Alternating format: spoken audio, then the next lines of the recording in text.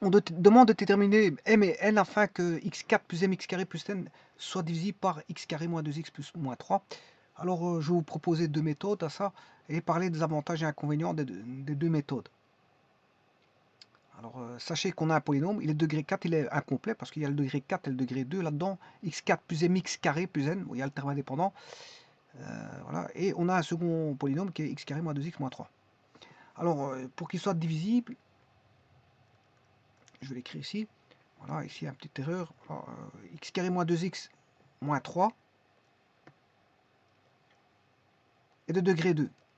Alpha x carré plus bêta x plus gamma doit être de, gamma, voilà, de degré 2. Pourquoi? Parce que vous connaissez le degré du dividende qui fait 4, le degré du diviseur fait 2, donc le degré du quotient fera 2. C'est 4 moins 2. 4 moins 2, ça fait 2. Donc c'est un polynôme du second degré, avec le reste qui fait, bon, le degré du reste plus petit que le degré du diviseur. Or, le degré du diviseur, il fait 2. Donc le reste aura une allure du style ax plus b. Mais ici, bon, le polynôme, il est divisible. Hein. Il est divisible. Donc le reste va valoir 0. Donc ça veut dire que ax plus b égale 0. Donc je peux mettre la chose comme ceci. Alors je peux traiter la chose par identification et ce sera ma première méthode. Je vais traiter par identification. Alors je vais le faire tout de suite. Je vais retirer tout ça parce qu'il y a une petite erreur. Bon, je vais la corriger.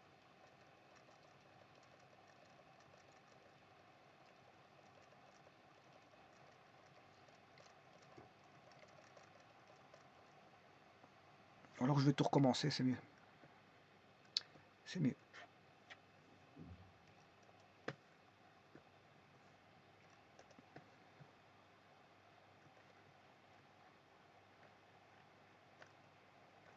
Bon, sachez qu'il y a juste une petite erreur ici dans le polynôme, c'est x moins 3. Enfin, c'est x carré moins 2x moins 3. C'est juste ça l'erreur. Voilà. Alors, je vais faire la multiplication. Donc, je vais obtenir du x4, ensuite du x cube, du x cube, ensuite du x carré. Ensuite, je vais multiplier par moins 2x, je vais obtenir du x fois x carré, c'est du x cube, ensuite du x carré, et puis du x. Ensuite, je vais faire le dernier, constante fois x carré, on va avoir du x carré, ensuite constante fois x cube, constante fois x, ça fera x, et la constante tout court. Voilà, constante.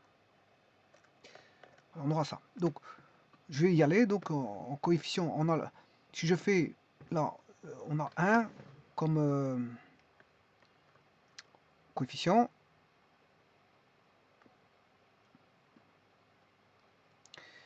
Un fois alpha, on a alpha x4. Ensuite, 1 fois bêta, on a plus bêta x cube. Et ensuite, on a 1 fois gamma plus gamma x carré. Voilà. Comme ça, j'ai traité le x carré. Maintenant, je vais traiter moins 2x fois alpha, c'est moins 2 alpha,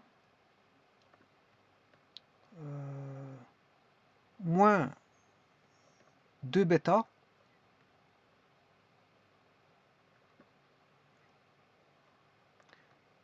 et moins 2 gamma. Ça sera multiplié avec celui-ci. Le suivant, on aura moins 3 alpha, moins 3 bêta, et la constante vaut moins 3 gamma.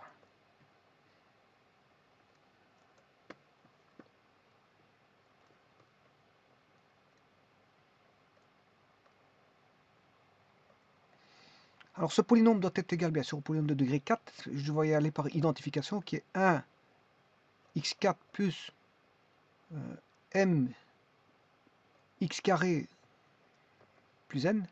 Ça c'est l'énoncé qui donne ceci. X4 plus mx carré plus n. Il faut rechercher m et n. Ici, c'est complètement faux. Je vous le dis tout de suite, je me suis trompé. Voilà, donc je vais recommencer ça.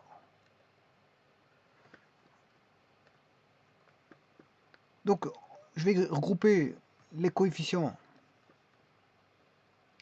en x4,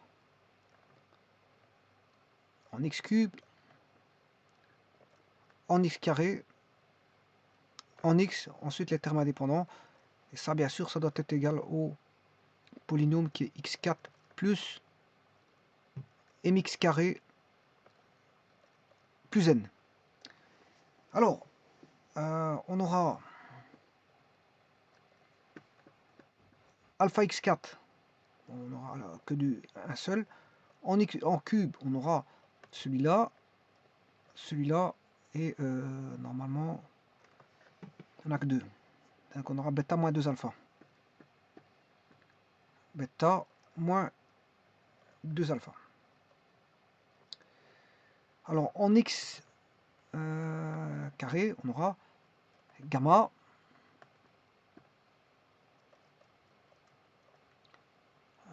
moins 2 gamma x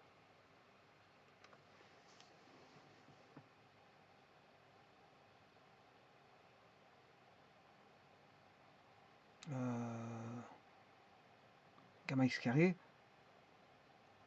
moins 2 gamma x. Oui, non, celui-là c'est en x. Moins 2 gamma x, ça c'est pas du troisième.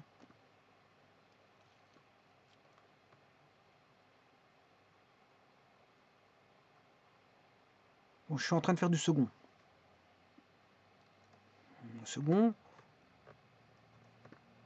il y a gamma, ça je l'ai mis. Il y a gamma moins 2 bêta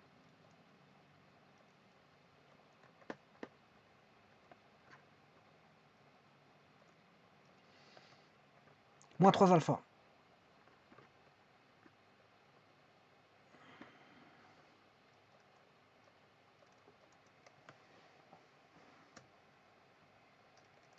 Coefficient en x, il y a moins 2 gamma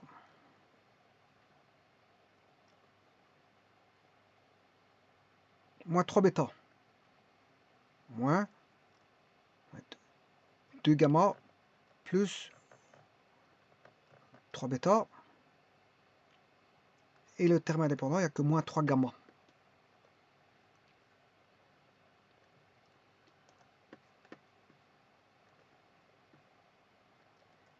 Et maintenant, je peux y aller au travail de identification.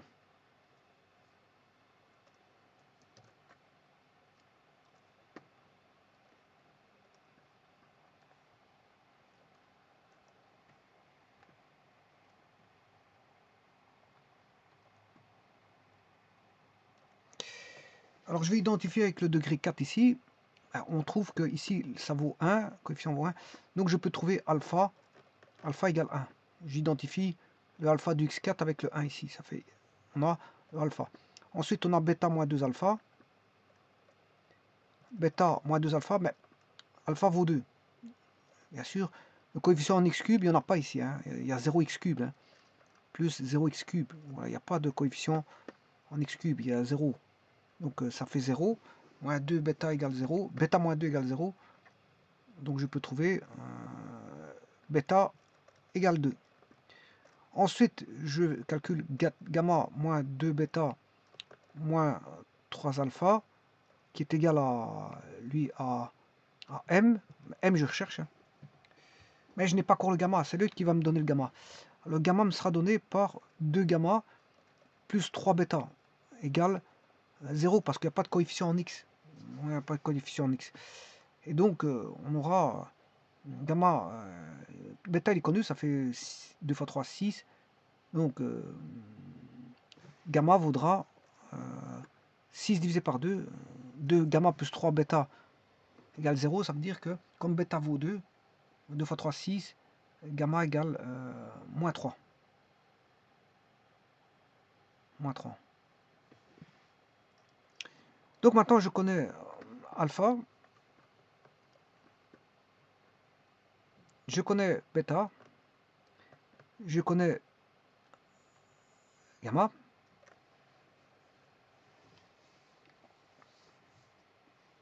Alors, 2 gamma plus 3 bêta. Je vais vérifier celui-ci parce que je suis pas sûr de celui-là. 2 gamma plus 3 bêta. Est-ce que ça fait bien 2 gamma en X? Juste une vérification de celui-ci parce que je suis pas sûr. Moins 2 gamma X, moins 3 bêta X. Moins. Ouais. Alors, est-ce que c'est bien? C'est juste moins 2 gamma X, ouais, c'est juste. Hein.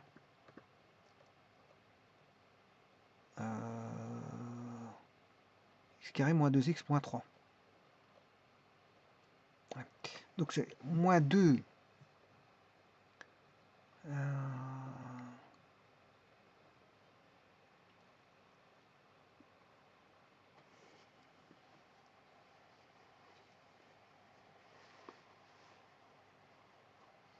Donc moins 2 gamma, moins 2 gamma, ça c'est bon, et moins 3 bêta. Donc c'est bon, il n'y a pas de problème. Tout est bon. Donc je peux trouver le n, parce que le n il vaut moins 3 gamma. Le n il vaut moins 3 gamma. Le n il vaut le terme indépendant. Le terme indépendant il vaut moins 3 gamma. Or gamma ici il vaut moins 3.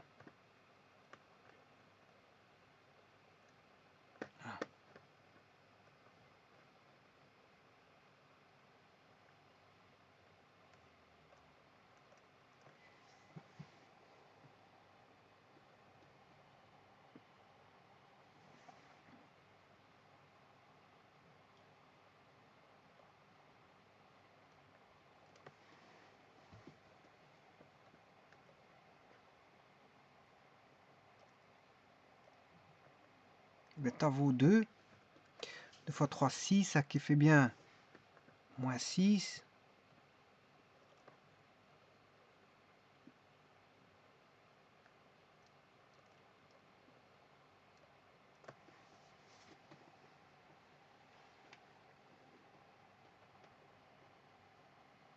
Donc le n vaut moins 3 gamma.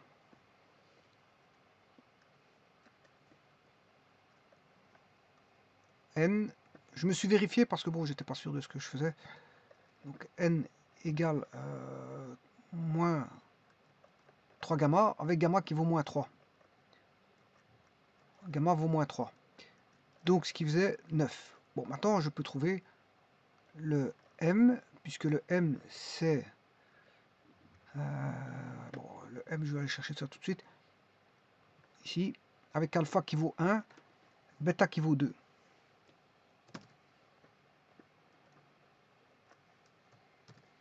Avec alpha qui vaut 1, bêta qui vaut 2 et gamma qui vaut moins 3. On va calculer ça. Alors, gamma il vaut moins 3, moins 2 fois bêta qui vaut 2, moins 3 alpha, ce qui veut dire qu'on a moins 3, moins 4, moins fois 3, 3. 6 moins 3.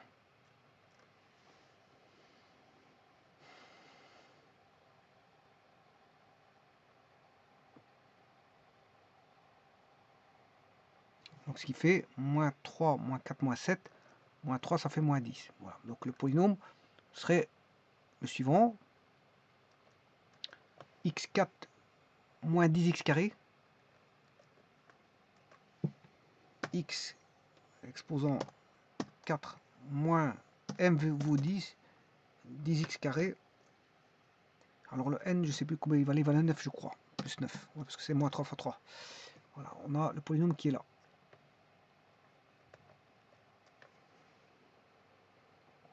ce polynôme est là. Alors, je peux mettre même les racines, si vous voulez, de ce polynôme. Voilà, moins 3, moins 1, 1, 3. Voilà, c'est un polynôme qui est symétrique. Hein. Voilà, il est symétrique. Enfin, c'est une application polynôme qui est symétrique. Donc, c'est une fonction, si vous voulez, qui est, on va dire, paire. Donc, il y a une symétrie par rapport à l'axe Y.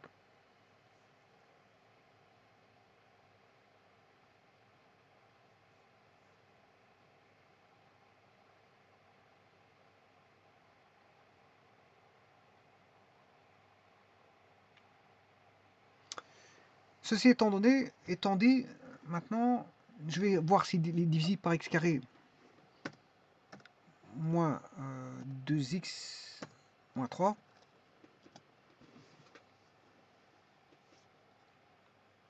Je vais faire la division.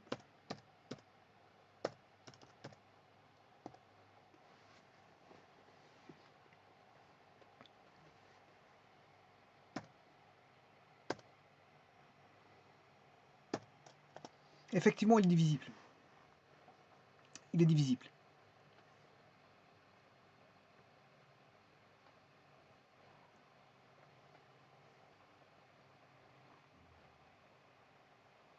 Ouais, c'est ça. En fait, c'est x carré moins 2x moins 3 et x carré plus 2x fois moins 3. Voilà, si je les multiplie ensemble, bah, là, lui, il est factorisable. Ça veut dire, hein.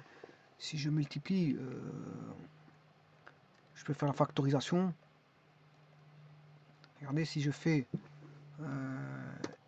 x carré moins 2x moins 3 fois x carré plus 2x moins 3, ouais, c'est x4 moins 2x carré plus 9. Voilà. Bon, maintenant, je vais faire la seconde méthode. Bon, cette méthode-là, elle est pas... Bon, c'est une méthode par identification.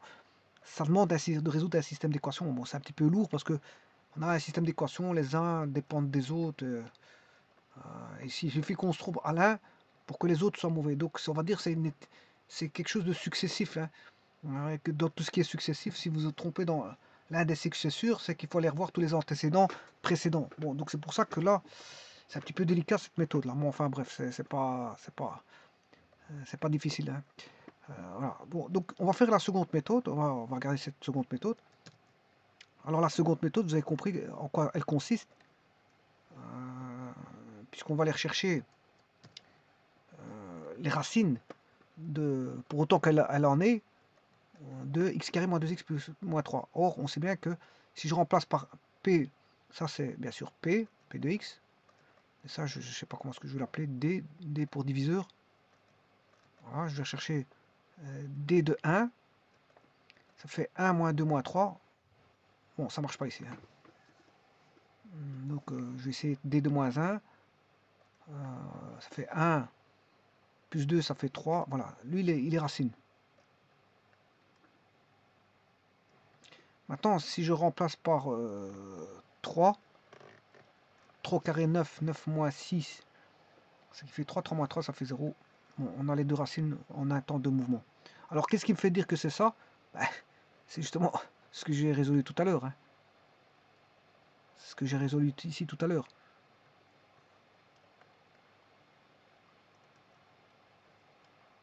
Les racines, c'était moins 3, et moins 1, 1, 3. Alors, je me dis, voilà. Donc, je vais reprendre ce polynôme, je ne sais pas ce qu'il est, c'est x carré moins 2 moins x moins 3, je vais faire g de 1. G de 1. Bon, là, il est pas racine. Le 1. G de moins 3, il est pas racine. Par contre, G de moins 1, il est racine. Et G de moins 3, G de 3, il sera racine. Alors, pourquoi? Vous avez compris que le fait de factoriser, de faire une factorisation, ben, le quatrième degré qui est là, est composé de 4 solutions, dont 2 qui vont être là-dessus, voilà, et 2 qui vont être là-dessus. Donc ça constitue les 4 solutions. Donc il y en a une où il y a 2 solutions dedans. c'est x carré moins 2x moins 3 qui sont les solutions qui sont moins 1 et 3. Celui-ci donne moins 1 et 3. C'est un petit peu ça que j'ai fait. J'ai repris les solutions de celui-là. Donc, une fois qu'on sait ça, bien, je vais remplacer dans l'équation P, puisqu'il est divisible. Hein. S'il est divisible, si le reste donne 0, c'est que voilà, je vais faire P de moins 1 voilà, et P de 3. En faisant P de moins 1, j'ai moins 1 exposant 4, ça fait 1, plus moins 1 carré par M, plus N, voilà, moins 1, on aura ça. Bien sûr, il est racine, hein, il est racine, P de moins 1, il est racine. Parce que s'il est racine du diviseur, c'est qu'il est racine de P. Hein. Voilà.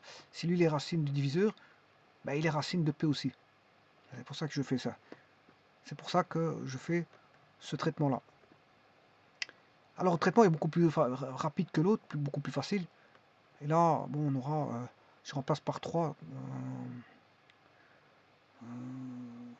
3 exposant 4, c'est 3 fois 3, 9, 9 fois 9, 81. 81 plus 3 fois 3, 9M. 9M plus N. Voilà, égale 0. Donc, et là, il faut résoudre juste un système d'équations. On a un système d'équations.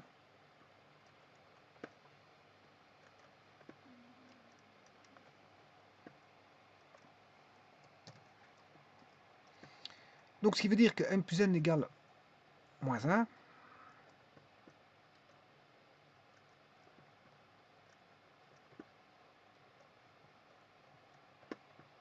Et 9m plus n doit être égal à moins 81.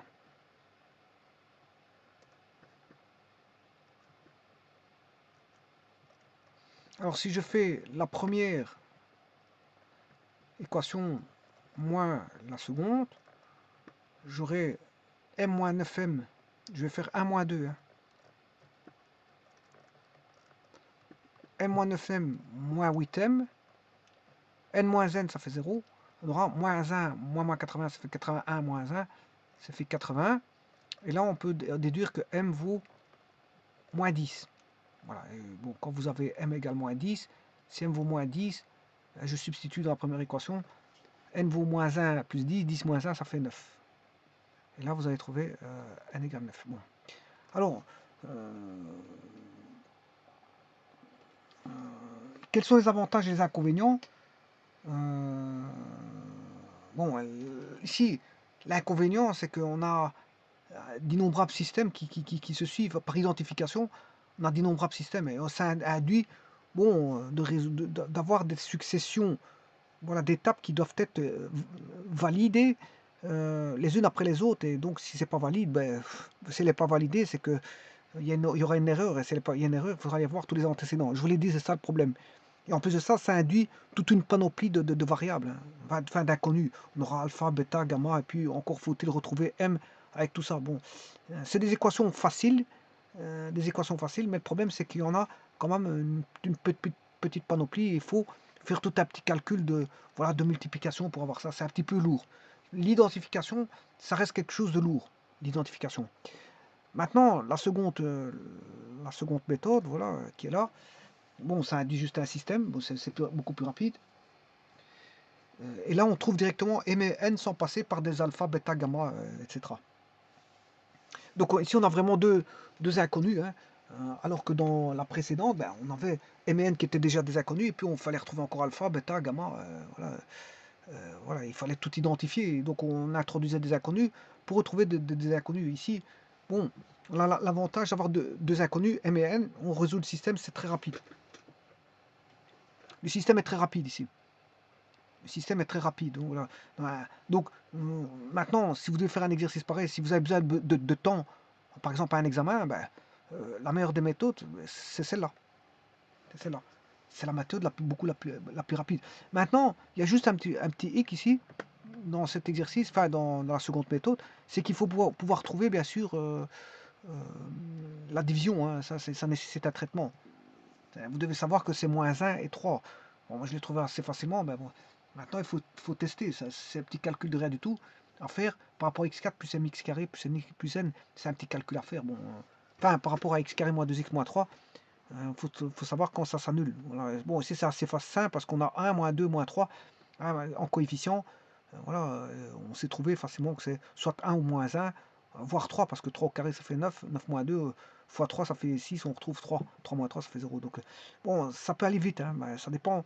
Bon, si vous ne l'avez pas détecté tout de suite, si vous ne l'avez pas voilà, trouvé tout de suite, bon là ça peut poser des petits problèmes. Ouais. Et ça donc, là, un examen, il y a un petit peu de temps à rechercher là-dessus. Voilà, un petit peu de temps. Mais une fois que le temps est passé ici, vous faites le petit système là, ça va très vite après, hein, vous remplacez dans celui-là. Vous créez le système, et puis vous avez un système, et le système, vous résolvez. Voilà. Par contre, voilà, et ça va très vite pour le résoudre, parce qu'il est facile ce système. Par contre, l'autre, bon, ça nécessite de tout multiplier et de ne pas se tromper, parce qu'on peut se tromper facilement. Le problème, il est là, c'est que, voilà, un style de calcul comme ça, on peut vite se tromper par les, voilà, comment est-ce qu'on appelle ça, ça engendre beaucoup plus de termes, et donc plus il y a de termes, et plus, je veux dire, c'est dangereux pour se tromper. Voilà. On est plus sujet à se tromper vu qu'il y a plus de termes. Plus vous faites du calcul, plus statistiquement, euh, plus vous aurez d'innombrables calculs, plus statistiquement vous pourrez faire une erreur. Plus les termes sont importants qu'un petit calcul de rien du tout. Hein. Bon, l'erreur est beaucoup plus importante, peut arriver beaucoup plus vite quand il y a d'innombrables termes. Et c'est le cas ici, il y a d'innombrables termes, donc vous pouvez faire une erreur assez rapidement, assez facilement. Assez facilement. L'erreur, je veux dire, ici, elle est beaucoup plus, je veux dire, elle peut être amenée beaucoup plus rapidement que l'autre. L'autre, bon, il y a très peu de calculs, donc très peu de termes, et donc ça induit moins d'erreurs, moins de possibilités d'erreur qu'un calcul pareil. Donc l'inconvénient de ça, c'est que c'est beaucoup trop de, comment on appelle ça, de variables, on va dire, hein, trop d'inconnus, alpha, bêta, gamma, et un système qui se succède l'un à la suite des autres. Bon, l'un dépend de l'autre. Si vous avez une erreur en plein milieu, il faut aller revoir tout le restant avant. Ça induit d'innombrables inconnus, alpha, bêta, gamma. En plus de ça, c'est trop long. C'est trop long. Et il y a un risque d'erreur dans la façon de faire comme ça. Voilà, bon. Alors que l'autre méthode, c'est beaucoup plus rapide. Il y a moins de calculs, donc moins de possibilités d'erreur. Mais le tout, c'est de trouver par quoi est divisible le diviseur. Moi, c'est juste ça. Encore faut-il que le diviseur soit divisible, parce que s'il n'était pas divisible, voilà, on n'aurait pas su faire ça. Je vous remercie.